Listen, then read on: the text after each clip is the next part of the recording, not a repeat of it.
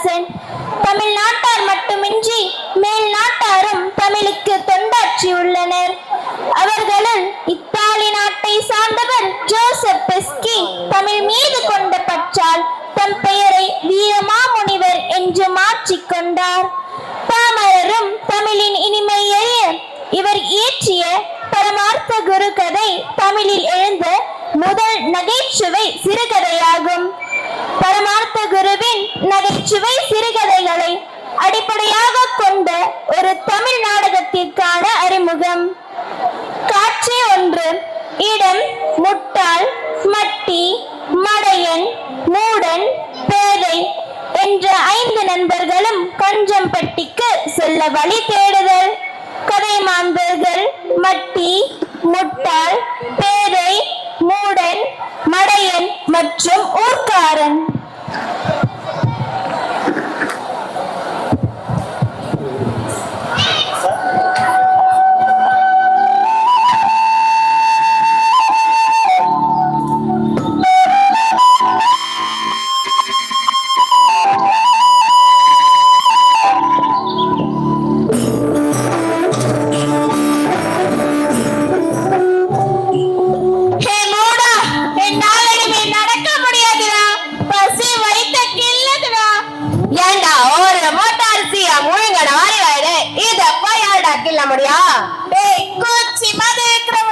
என்ன கேலி பண்ணாத, எனக்கு கோபம் வந்தது. அவன் வயால ஊதுனா போதும், நீ மரத்து மேல போயிடுவ. சரி சரி, சிரிச்சதெல்லாம் போதும். அதோ அங்க வழிகாட்டி இருக்கு, அது எந்த ஊருக்கு போகுதுன்னு பார்ப்போம். வழிகாட்டி எல்லாம் போவாதுடா, நம்ம தான் போடும்.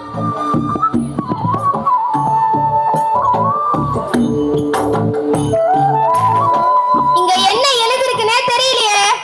இந்த கை காட்டி எந்த ஊரை காட்டுதோ அந்த ஊர்ல இருந்து தான் நாம வச்சு வந்திருக்கணும். வாங்கடா, பிடிங்கி பார்க்கலாம்.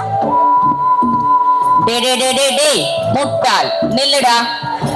என் பேரை சரியாக சொல்கிறானே, பெரிய ஞானியாக இருப்பான் போல இருக்கு. என்னது, உன் பேரே முட்டாளா? ஆமா ஆமா, இவ மட்டி, இவ மடையன், இவ பேத, இவ மூட, நாங்கெல்லாம் இணை பிரியா நண்பர்கள். சரி சரி, ஏன்பா கை காட்டிய பிடுங்குறீங்க? கஞ்சம்பட்டிக்கு போக வழி தேடுதா. ஏன்பா படிச்சு தெரிஞ்சுக்க கூடாதா? நாங்க தான் பள்ளிக்கூடத்திலே போய் தூங்கிட்டோமே, அதனால படிக்க தெரியாதுங்க ஐயா. படிக்கும் போது கண்ணை மூடிட்டு இருந்தனால இப்ப கண்ணை திறந்திருந்தாலும் உலகமே இருட்டாதான் தெரியுது போல. சரி சரி, உபதேசம் எல்லாம் வேண்டாம். இத படிச்சு எந்த ஊருக்கு போகுதுன்னு சீக்கிரம் சொல்லுங்க. யாசகம் எடுத்து சாப்பிடணும். ஓ, யாசகமா? கஞ்சம்பட்டிக்கு இந்த பக்கமா தான் போகணும். ஆனால் அங்கு யாரும் உங்களுக்கு யாசகம்லாம் தர மாட்டாங்க. பேருக்கு தகுந்த மாதிரியே அந்த ஊர் மக்களும் கஞ்சமாதான் இருப்பார்கள். வேணும்னா என் கூட வாங்க, நான் உங்களுக்கு உணவு தரேன். சரி சரி, வாங்கடா போவோம். நம்மளுக்கு சோறு கண்ட இடம் தானடா சொர்க்கபுரி. அண்ணே, இந்த 5 தடி பசங்களுக்கும் நம்மளால வழிச்சு கட்ட முடியாது. விடுங்க அண்ணே, அவங்க போகட்டும். டேய் டேய், நம்ம யாசகம் எடுத்து சாப்பிடுறதே இவருக்கு வயிற்றுச்சலா இருக்குது போல. டேய் இவனே, இந்த ஆளு நம்மள ஏமாத்த பாக்குறார். நம்ம கஞ்சப்பட்டிக்கு போகலாம், வாங்கடா. அண்ணே, நீங்க உங்க வேலையை பார்த்துட்டு போங்க, நாங்க இப்படியே போறோம். இவங்களுக்கு சுய புத்தியும் கிடையாது, சொல் புத்தியும் கிடையாது. இவனுங்களுக்கெல்லாம் பட்டால் தான் தெரியும். நீ வாப்பா, நம்ம கிளம்பலாம்.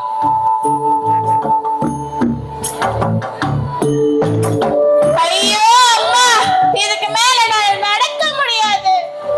டேய் டேய் டேய், ஏன் சரிடா, நமக்கு வேலை செய்யவும் சோம்பல். யாசகம் கேட்டாலும் கை கால் நல்லா தானே இருக்குன்னு விரட்டுறாங்க. எழுத படிக்கவும் தெரியாது. அப்புறம் எப்படி தாண்டா ஒரு மனுஷன் சாப்பிடுறது? எனக்கு ஒரு யோசனை, இப்ப செஞ்சா என்ன? எப்படிடா சாப்பிடாம இருக்கலாங்கிறியா? இல்ல இல்ல, ஏதாவது சாமியாரிடம் போய் சீடர்களா சேர்ந்துக்கலாம், உழைக்காமலே சாப்பிடலாம். குருநாதருக்கு வர காணிக்கை பழங்கள் எல்லாமே நமக்கு தானே. அது சரி, நம்மள சேர்த்துக்கிற அறிவாளியான குரு கிடைக்கணுமேடா. அப்படிப்பட்ட குரு கிடைக்கணுமே. சரி, குருவை தேடுவோம், வாங்கடா. எங்க ஞான குருவே, எங்க அறிவு குருவே, நீங்க எங்க இருக்கீங்க?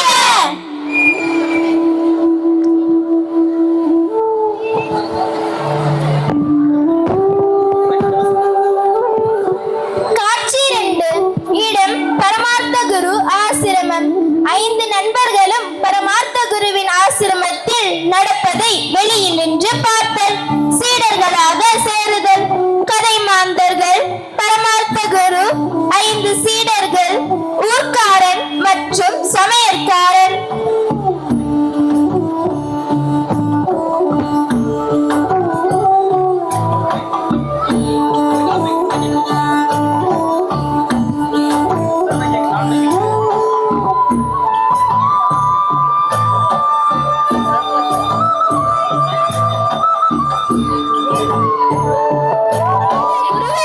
எனக்கு ஒரு பிரச்சனை. என்னப்பா உன் பிரச்சனை?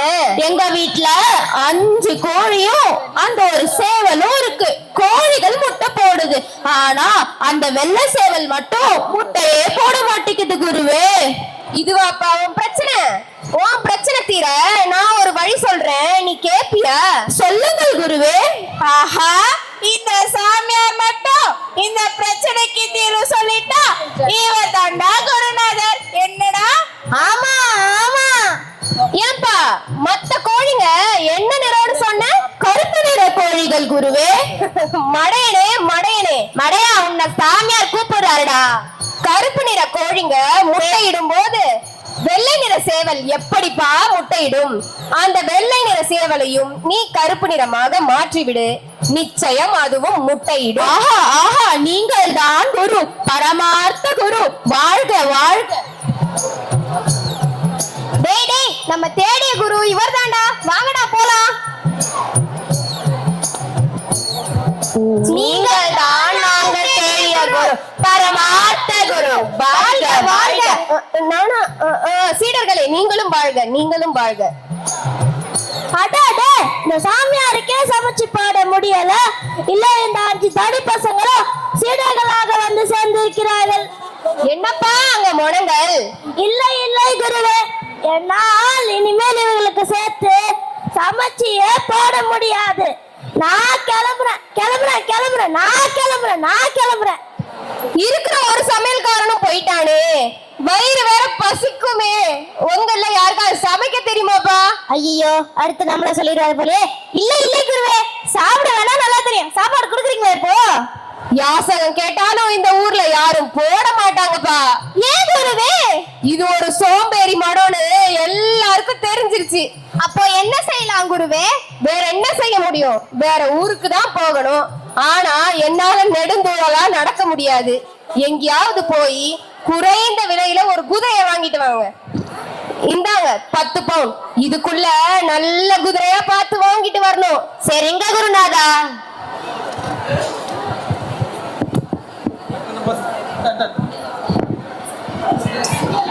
காட்சி 3.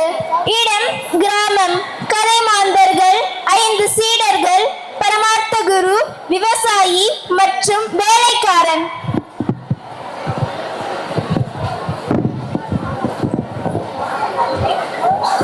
போலாமா?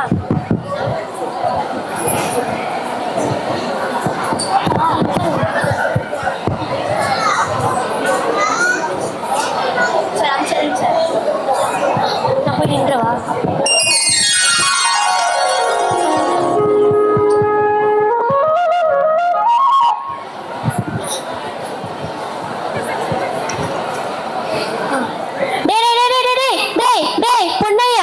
இந்த பூசணிக்காய் கொடிய கவனமா பாத்துக்கோ.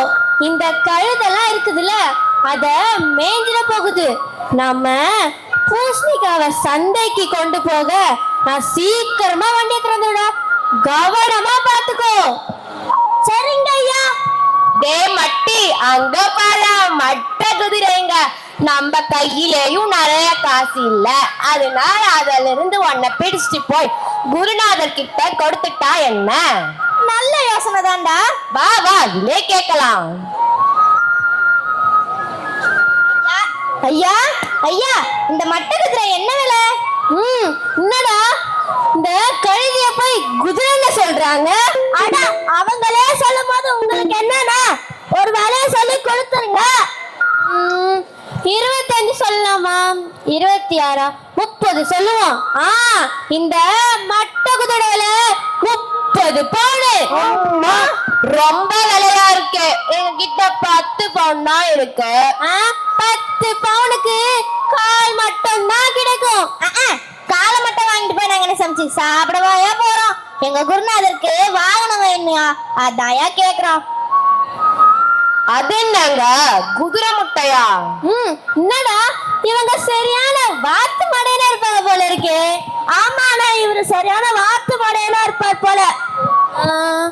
ஆமா ஆமா, விலை உயர்ந்த குதிரை முட்டைங்க. 2 நாள்ல நல்ல குதிரை வெளியே வரும். ஒரு குதிரை முட்டை என்ன விலை? ஒரு குதிரை முட்டை 15 பவுன்.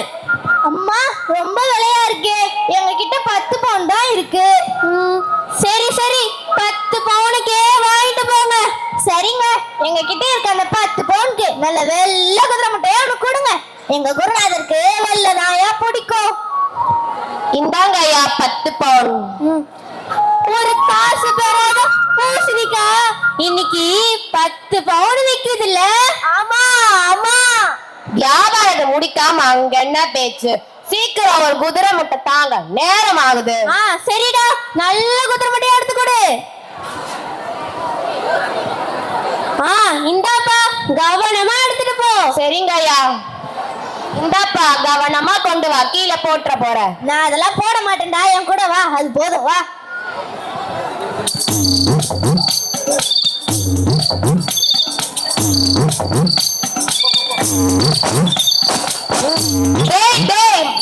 குதிரை முட்டை கீழே போட்டு உடைச்சையடா. அங்க பாரு, ஆண்டவனே நம் பக்கம் தான். அடக்காக்குறதே இல்லாம குதிரை குட்டி வெளியே வந்துருச்சு. விட்டுட்டியடா. ஐயோ, என்னால இதுக்கு மேல முடியலடா. பண்ணலாமா? என்ன போய் குருநாதர் கிட்ட மனுப்பு கேட்கறது மட்டும் தான் ஒரே வழி. சரி சரி, வா, சீக்கிரம் சொல்லலாம்.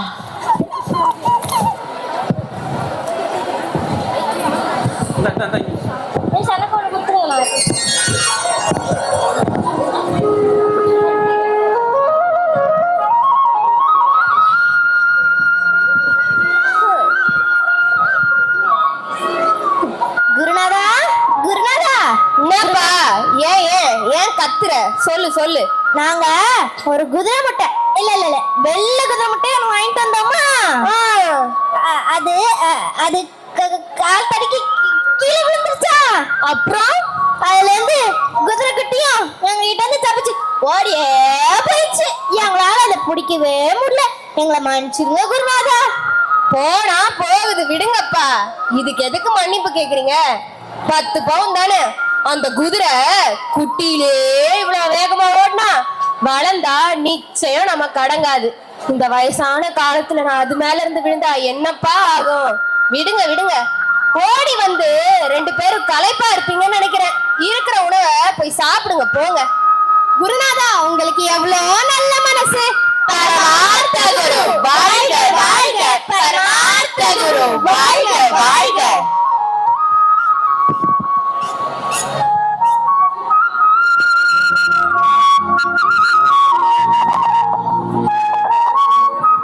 காட்சி 4, இடம் 6. கதை மாந்தர்கள், பரமார்த்த குரு, 5 சீடர்கள் மற்றும் ஊர்க்காரன்.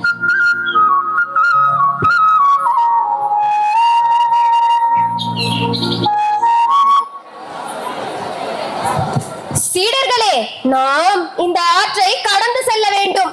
யாராவது ஒருவர் இந்த ஆறு விழித்திருக்கிறதா இல்லையா என்று பார்த்து வாருங்கள். அன்பார்ந்த குருவே, இதோ நான் ஆறு முழித்திருக்கிறதா இல்லையா என்று பார்த்து வருகிறேன். செல் செல்.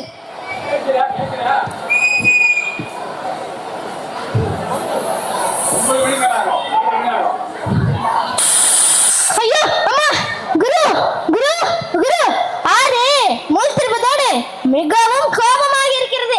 நாம் இப்போது போக வேண்டாம். சரி சரி, அப்படியானால் இந்த ஆற்றின் கோபம் தீரும் வரை அல்லது அது உறங்கும் வரை நாம் அனைவரும் இந்த ஆற்றங்கரையிலேயே காத்திருப்போம். குருவே, இந்த ஆறு மிகவும் பொல்லாதது. ஒரு நாள் அப்புறம் என்னவாயிற்று சீடனே? இந்த ஆறு கொடிய விதமாக இந்த நுப்பு மூட்டையை தின்று விட்டது. ஐயோ, இதை பார்த்தால் எனக்கு பயமாக இருக்கிறதே. பேதையே, இப்போதே சென்று பார்த்து வாப்பா, உனக்கு புண்ணியமாக போகும். செல்.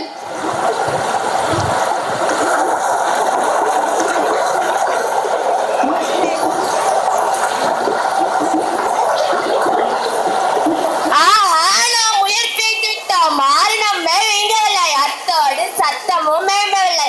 அன்பார்ந்த குருவே, ஆறு தற்போது உறங்கிவிட்டது.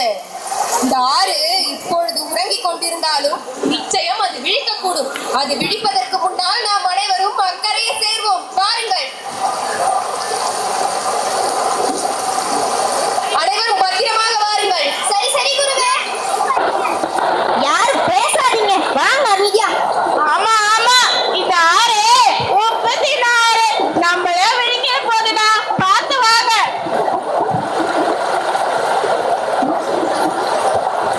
குருவே குருவே, நாம் அக்கரையிலிருந்து இக்கரைக்கு வந்து விட்டோமா என்று எவ்வாறு அறிந்து கொள்வது? ஒருவேளை நம்மில் யாராவது இந்த ஆறை விழுங்கியிருந்தால் நாம் எவ்வாறு தெரிந்து கொள்வது? தாம் அனைவரும் என் சீடர்கள், சற்று சிந்தித்து பாருங்கள். தாம் அனைவரும் எண்ணிக்கையில் 5 எனில் என்னையும் சேர்த்துக் கொள்ளுங்கள். நிச்சயம் நாம் 6 பேர் இருப்போம். 1 2 3 4 5.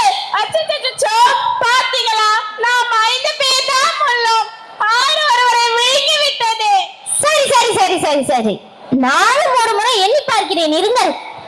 1 2 3 4 5. ஆமா ஆமா, 6 நம்மில் ஒருவரை விழுங்கி விட்டது. சரி சரி, யாரும் பதட்டம் அடையாதீர்கள். ஒரு முறை நானும் எண்ணுகிறேன்.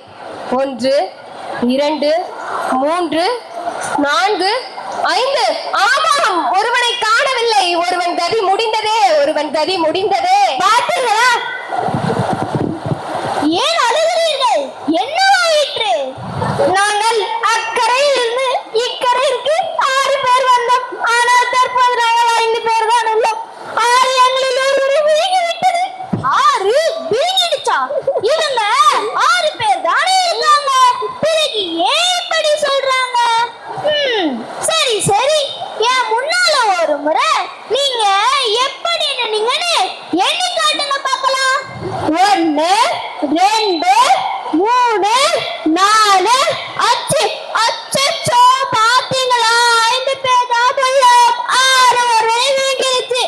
சரி, நான் ஒருவேளை உங்கள் எண்ணிக்கையை மறுபடியும் 6 பேராக மாற்றினால் எனக்கு என்ன தருவீர்கள்? எங்களிடம் இருக்கும் 10 பவுனையும் உன்னிடமே தந்து விடுகிறோம். ஆமா ஆமா, கொடுக்கலாம். சரி, என் கையில் உள்ள தடியால வரிசையா அடித்து உங்க ஒவ்வொருவர் கையிலும் அடிப்பேன். அப்போ உங்க எண்ணிக்கைய நீங்க சொல்லணும்.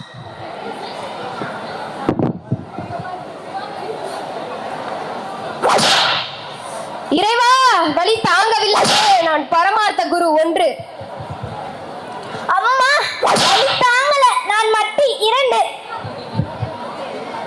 அம்மா, வலி வலிக்குதே.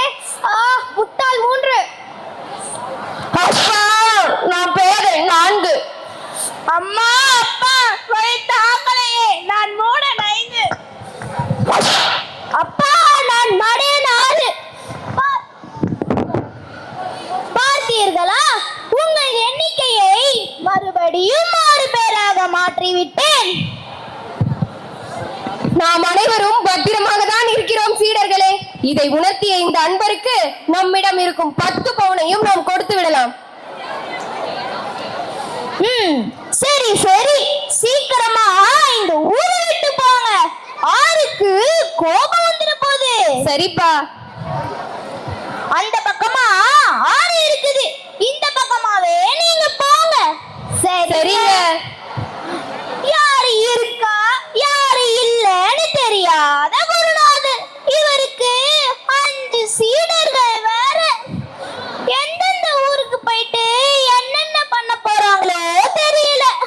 எது எப்படியோ வீட்டை விட்டு வந்ததுக்கு நமக்கு 10 பவுன் லாபம் நமக்கு. சரி, நான் கிளம்புறேன். இப்போது நாம் என்ன செய்வது குருவே? வேற என்னப்பா செய்வது? நாம் பயணத்தை வேறு ஊரை நோக்கி செல்ல வேண்டியதுதான். செல்வோம், வாருங்கள். வாங்க செல்லலாம். நன்றி, வணக்கம்.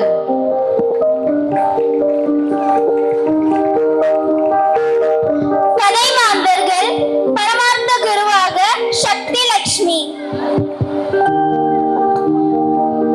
மட்டியாக மஞ்சு Sankari,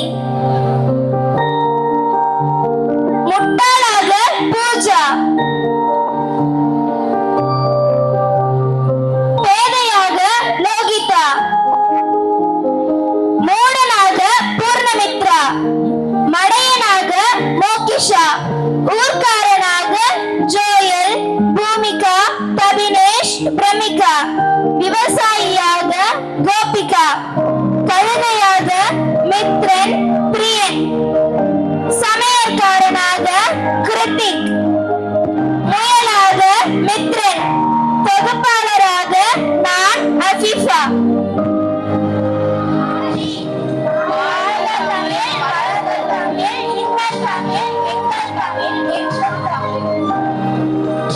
Thank you, children, for your thought-provoking performance. We thank the in-charge teachers, Mr. K. Parandaman, Mrs. D. Anita, Mrs. S. Sulochana, Mrs. M. Deepa.